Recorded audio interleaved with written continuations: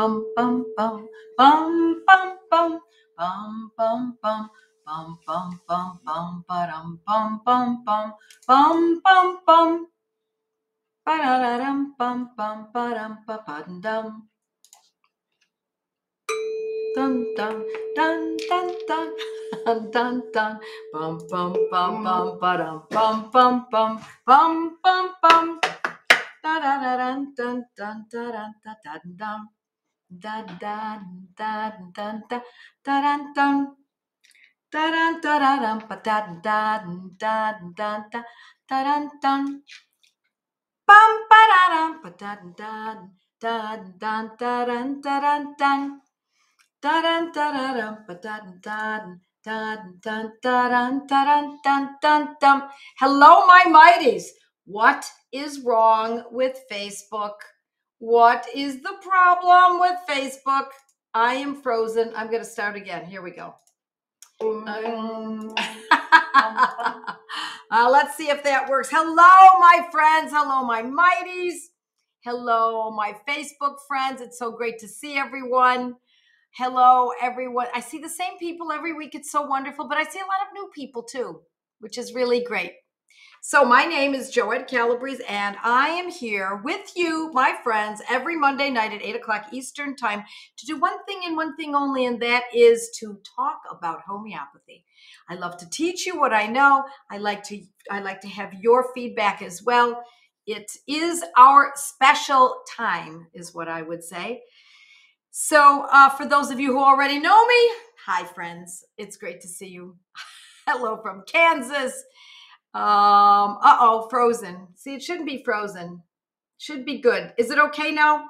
I'm assuming it's okay now because I can see things are moving along. Not frozen on Mighties. Yep. And I don't think it's frozen on Facebook either. I think we unfroze for a moment.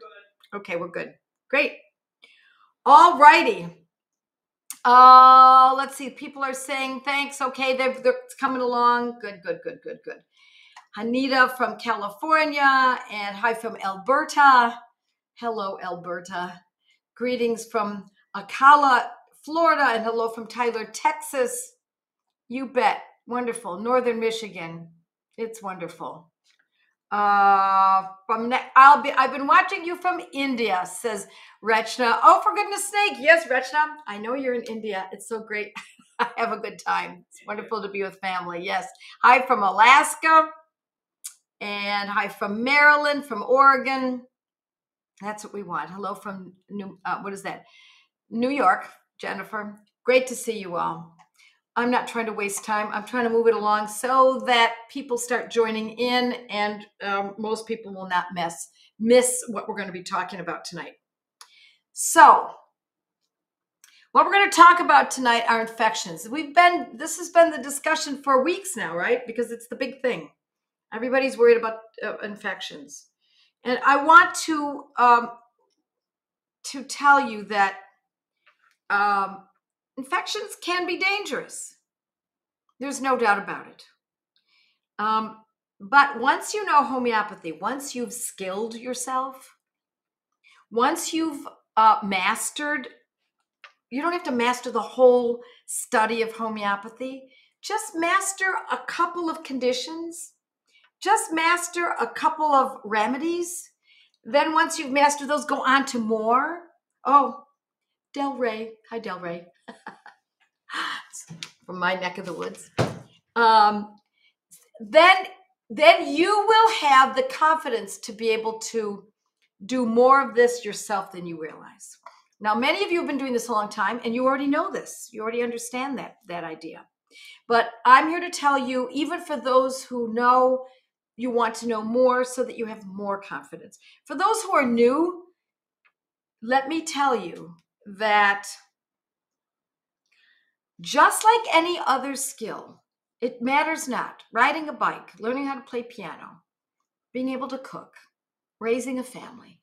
Skills are learned. It's all about just putting your mind to learning the most important medicines in your life. As I often tell my students, if you've got 4 daughters and they're all coming into menarche, guess what?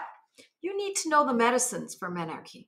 You need to know the medicines for irritability and menstrual pain and anxiety and weight gain. You need to know those medicines because you know it's going to be a part of your life if it isn't already. If you've got 6 sons or 6 sons and 2 daughters who are very, very athletic, you need to know the remedies for athletes. You need to know injury remedies. You need to know about arnica. You need to know about hypericum and ledum and ruta. Those are the basics. That's what I want you to know how to do. If you are older and someone just asked me recently, what should I do given my age? And I think she was in her 60s, maybe 70s. What remedies should I know? I said, well, it depends on what you've got. But the bottom line is you should know the remedies that are specific for boomers. I actually was planning on putting a course together. I don't know if I'll ever do it because we're on to so many other projects right now. I was going to call it Boomeropathy, all about aging and using homeopathy. So you need to know the remedies for arthritis, unless you don't have arthritis. But you need to know the remedies for food intolerance because that often happens in older age. You need to know the remedies for injuries, hip fractures, knee replacement instead of what do you do instead of a knee replacement? Listen, I want to tell you that if you go to a chiropractor with a problem, the chiropractor will see it from a chiropractor's eyes. Love chiropractors, by the way. They should be part of your team. A good chiropractor should be part of your team. If you go to a nutritionist, the person will see that nutrition will see it through nutritional eyes. Nutrition eyes. If you go to a surgeon, guess what that surgeon's going to want to do to your knee? Each one will have a perspective. So if you want surgery, go to the surgeon. If you want to avoid surgery, don't expect the surgeon to tell you what can be done instead of surgery. He doesn't or she doesn't know that. That's not how they're trained. That's how you have to make your decisions. If you want autonomy, this is a good place to start. Autonomy using homeopathy. I believe this is one of the best places to be because I give it to you straight, my friends. I teach you how to deal with chronic conditions, not just acute conditions. We are stepping outside of the lines of homeopathy. I was trained that I should only teach you how to deal with acute conditions, such as, an ear infection or a head injury, just if a child hits his head on the coffee table or strep throat, or not arthritis. No. I should not be teaching that. I should not be teaching chronic acne. I should not be teaching about eczema or about irritable bowel syndrome or food intolerances or allergies. No, that's not what I should be teaching. But as I was just explaining to someone just a few minutes ago, just before we met, I taught at a college in Buffalo. I taught homeopathy a long time ago. I don't know, 20 years ago, 25 years ago. And the class that I was teaching, and I taught it every year, every semester, was specifically for nurses, teaching homeopathy. And I was teaching acutes, how to treat acutes. And their questions, this was when it really dawned on me. Their questions were, well, what about rheumatoid arthritis? What about chronic indigestion, reflux?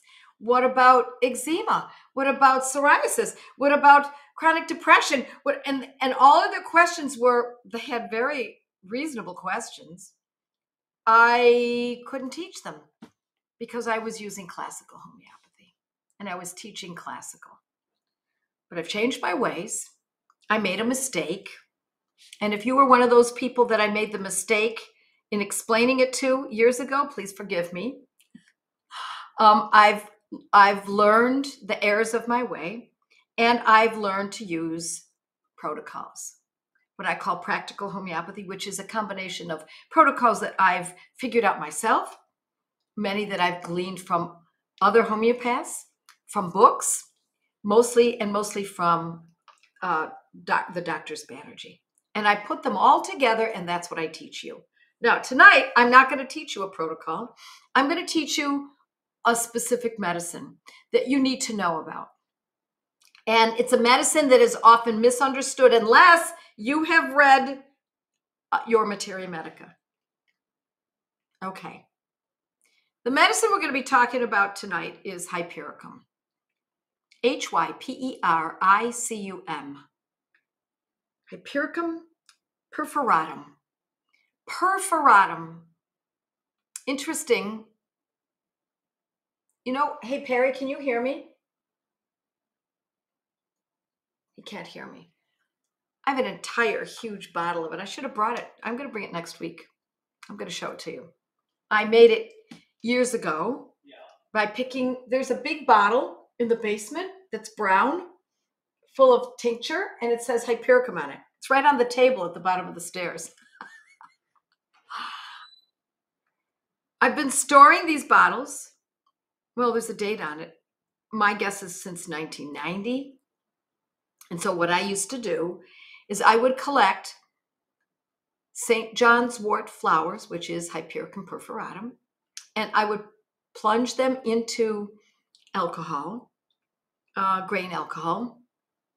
And back in those days, back in the 80s and 90s, you couldn't buy grain alcohol very easily in New York State, because the state knows better for us. They know what we should be eating or drinking, don't they? So you couldn't buy grain alcohol. You couldn't buy Devil's Spring vodka or grain alcohol. You couldn't buy high potency vodka. There were many restrictions. It's interestingly let up a little bit in New York State, but you couldn't do that. And so I used to make my own tincture of Hypericum perforatum, otherwise known as St. John's wort. I tell the story about how I was at my in-laws' house one Christmas many years ago, and I was sewing on my mother-in-law's sewing machine. And I mean, I was a good sew. I had been sewing since I was a young child. But for some reason, I put my thumb under the foot of the pedal, or the foot of the drop, and the needle went right through my thumb, and it impaled my thumb right through, all the way through. You have it? Oh my gosh, you got it. Great, thank you. Well, this is it. Look at all of that. Look, this is St. John's wort, and look how brown it is. When you first put it in alcohol, it's maroon. The flower is yellow, and it's maroon. This is from, I'm going to say 1990. It's old stuff. Thank you. I'll keep it right here. And it's and so the needle went right through my thumb, impaled my thumb. And of course I was kind of freaked out. And my in-law said, "Oh, you got to go to the doctor. You got to go to the hospital. You got to go to the infirmary. You got to go. You got to go." And I said, "Oh, I don't." They were going to want to give me a tetanus shot, and I know that I can use homeopathy, and I will be quite protected. So every year I would get bottles of this, and I would decant it into small tincture bottles, like this, as a matter of fact. Isn't that interesting? It happens to be right here, and I put a little bow around it. This is also very old. I just happened to find this the other day. Little bottles, and I would label it, and it's Hypericum in its tincture form is a wonderful herb, botanical, for calming the nerves and protecting against infection, and removing the pain, especially in nerve-rich areas such as the fingers. So I had given it to my in-laws as a Christmas gift, and I said, "Would you please get me some of that St. John's wort, the Hypericum perforatum?" And my mother-in-law ran and got it for me, and I put some in my mouth, and within minutes, now this was not homeopathic, mind you, this was botanical. Within minutes, I calmed right down. I mean, it just calmed right down. And my husband said, "Okay, are you calm enough that I can just pull it out?" And I said, "Yeah, let's just do it." So we got the pliers and pulled it out. Now, I would have, had I had homeopathic hypericum, I would have used it, but I didn't have it with me. I was visiting my in-laws. I didn't bring it along with me, which doesn't make sense to me because I used to travel everywhere with my remedies, at least, the top 50. So I just carried on taking the tincture, and I would put just drops in my mouth every once in a while if I felt the pain. So in the gross form, hypericum perforatum is excellent for just what I said. Pain, nerve pain especially, pain in a nerve-rich area, which can be the fingers, the toes, the coccyx, the mandible, maxillary, very nerve-rich areas, sensitive, very sensitive areas to pain.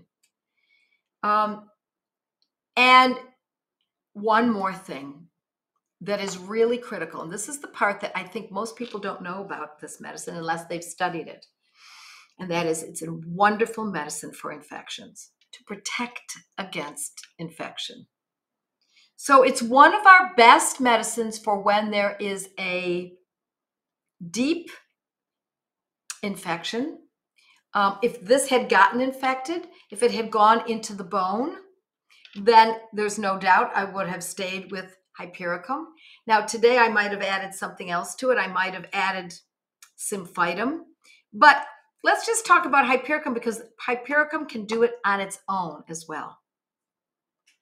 So it's also for bites. So a bite of an animal that could get infected, but also for the pain. Now, what I love, thank you, Brenda. Yes, excuse me, parenthetically, before this flips up because it's going so quickly.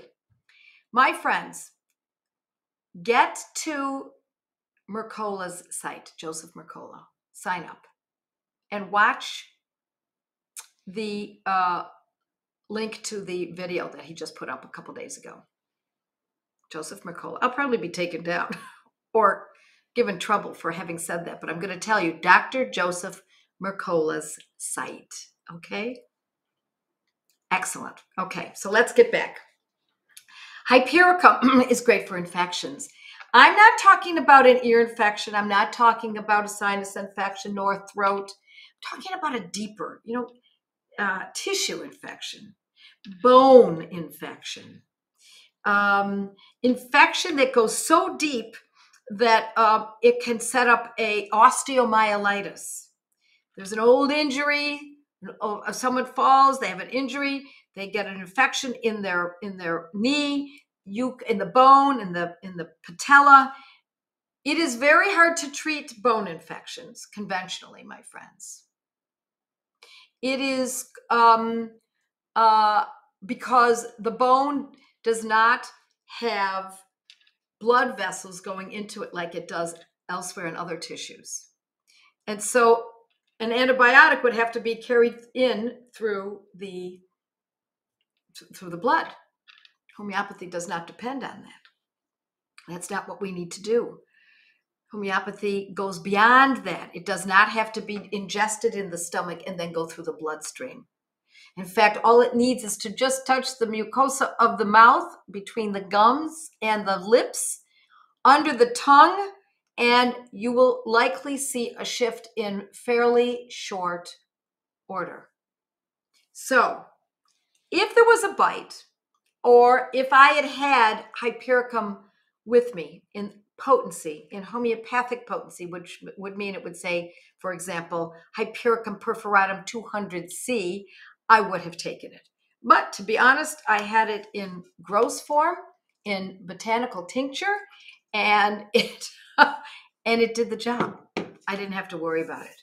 But let's say days went by and I didn't take care of this. I didn't use this botanical. And I got an infection in the bone, then hypericum 200 every 3 hours if I knew that it was going into the bone. or every 6 hours, depending on what? It would depend on the pain. Now, we're not necessarily treating the pain with hypericum, but we're using the pain as an indicator as to how frequently the medicine should be used. So if the person has pain and you give the hypericum 200C and the pain backs off and the person's more comfortable, and then about 3 hours later, after this injury or there's a bone infection ensuing, then we can use hypericum again. It backs off the pain, and it's doing more than just backing off the pain. What it's doing is making the correction. The pain is telling us whether or not it's acting. So if the pain comes down, then we know the medicine is acting. If the person's shoulders back down, then we know the medicine is acting. It's a completely different way of looking at medicine, observing. It will make you an ace observer. Okay, let's see. My son has a nasty infection from combat boots and ingrown toenail from 6+ months ago. Just started pyrogenium, and it is helping a bit. But would hypericum be a better choice? Entire toe to the first knuckle. Is so angry. Okay, everyone, I'm not going to tell. I want everyone else to tell. What do you think? My son has, this is another one. My son has a painful underarms that switch from one side to the other, and he is not on anything, but it is a tissue problem, but very painful. Would this be appropriate? This was originally from a deodorant he reacted to. No, that's a skin condition. I'm not going to say hypericum couldn't work. I think it could still potentially act, but there are better ones than that. Skin condition. Okay, let's see. Why wouldn't you add arsenicum 200 to the hypericum for bone pain osteomyelitis, says Judy. It's a good question. It's not that I wouldn't, it's that I didn't know enough to have done something like that those 25 years ago. And I will tell you that if you don't have arsenicum 200, you can pretty much count on even hypericum alone. That's my point today. Here we go. Jennifer says, gunpowder. Homeopathic, well, she's saying use it topically. I would use gunpowder in the 30th potency. Hyper Rs, Symphytum, Calc-Phos. There we go, Leanne. Thank you. Orally, Mercurius 200C. These are all excellent suggestions. Monica says, or belladonna or ledum. Belladonna is specific for pain that is around the toes, infection of the toes. Beautiful. Nicely done. Hypericum to the rescue many times for me and my animals, says Regina. Yeah. Anyone aware of a healthy group here in a study group in St. Paul? Listen, if you don't know, if you don't get an answer tonight about a study group, contact my office tomorrow, and Eileen comes in at 10 o'clock Eastern time, and she will be delighted to talk to you about study groups. We've got constant study groups going. Soak in calendula and hypericum mother tincture, says Leanne. You bet. Calendula is an excellent place to start with for an injury or as a sore or an infection on the toes. My 5-year-old has been fighting an ear infection naturally since late October. I've been using Heparself, but she is still suffering. Would it be time for hypericum? No, this is what I want you to do, Lisa. I want you to go to my blog and do this. Joette Calabrese, or just go online. Ear infection. That's where you go. Now, hypericum, could it work? It's possible. It's not one of our top remedies for ear infections, but it can be, but it's not one of our top ones. My dog's leg is infected and swollen after she was bitten. Swollen after a bite and infected. Are we talking about that medicine tonight? I would say that's the medicine we're talking about tonight, right? I just finished saying from bites, right? Infections. I think we got our medicine here, right?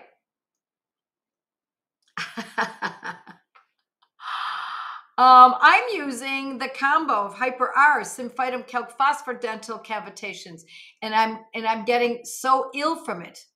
Can't get past 2 doses. Do I need to add pyrite? It's hard to know what I don't understand what you mean by getting ill. If someone else has any other ideas, it might be that one of those medicines is not acting properly and you might need to back off one of them. And I would try backing off of one. But anybody have any suggestions? All righty. Pain in jaw after tooth extraction years ago. You bet. You bet. Hypericum is a medicine from that will often help with an extraction after a dental extraction. If there is an infection, and it's not always an infection that causes pain in the mandible or maxillary. It's not always, but it often is. And hypericum, regardless, is also is one of our main considerations. Yep. Stramonium and arsenicum, excellent, very good for bites. There are some, I don't want to say anything, my friends, but we've got some very educated members tonight. We always do, but this is great stuff coming out here. Okay. Oh, everything I knew for my daughter's ear infection, but nothing would touch it. It ended up rupturing. Interestingly, there are many pediatricians who used to, and also in other countries, allow for an ear to rupture during otitis media. I know it's not done in this country, but it's considered the way it's done in other countries by pediatricians. They give Tylenol or something like that for the pain, because a rupture can be painful. So to us, it sounds like ruptured eardrum. Oh my gosh, that sounds terrible. But it's really, many believe it's not a concern, that it needs to release. You just have to deal with the pain. And so what you want to look at is Joette Calabrese otitis media, and I talk a lot about the extreme pain of ear infections, whether it's rupturing or not. It's still extreme ear pain.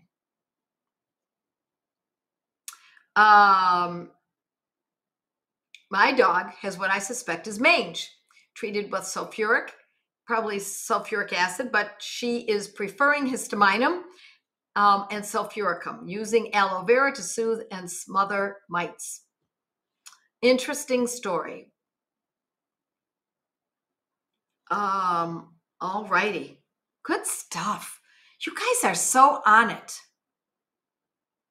Hi, Harry. Did that sound barbaric to you, Harry?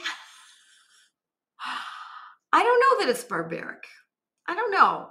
It's barbaric if you allow a child to suffer through something that could be quite painful. You really do need to let them, you need to soothe their pain. But my point was, I'm not saying that that's what should be done, because if you have homeopathy, you don't need to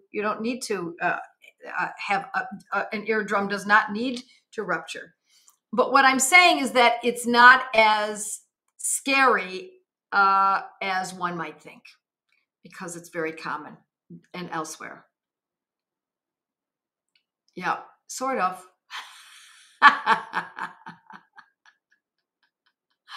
Look at this, Leanne. Look at you. Karen, sulfur 30 for smelly dog ears. Yep. Let's see. Would this be appropriate for damaged, weak auditory? If there's pain, if there's infection, you got to go by what the remedy is capable of doing. And the way you know this, my friends, is to open up your materia medica and read the medicine. I want you to grow. I know those who are seasoned here have been doing this. But for those who are new, I want you to know this is not for me just to teach you one thing and then call it a day.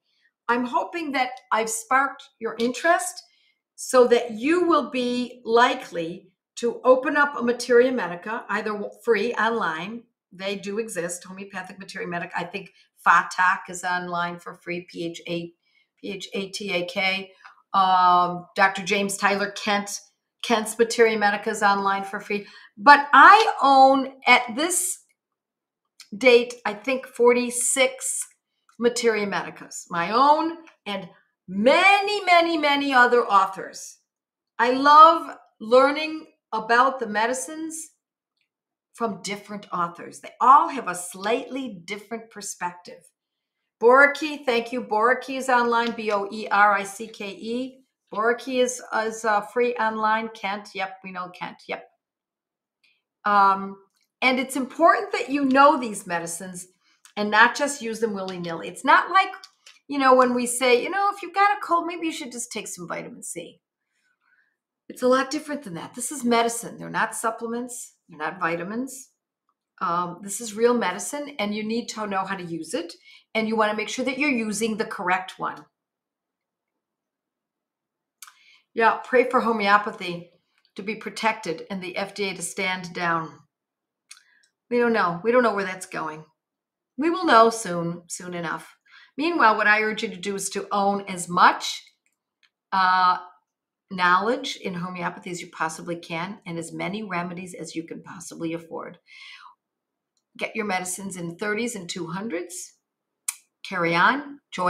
Get your friends to join in with you in study groups so that you are doing this together, whether they're friends that are local or friends online, better even local, your homeschool friends, your church friends, your neighbors, your colleagues, etc.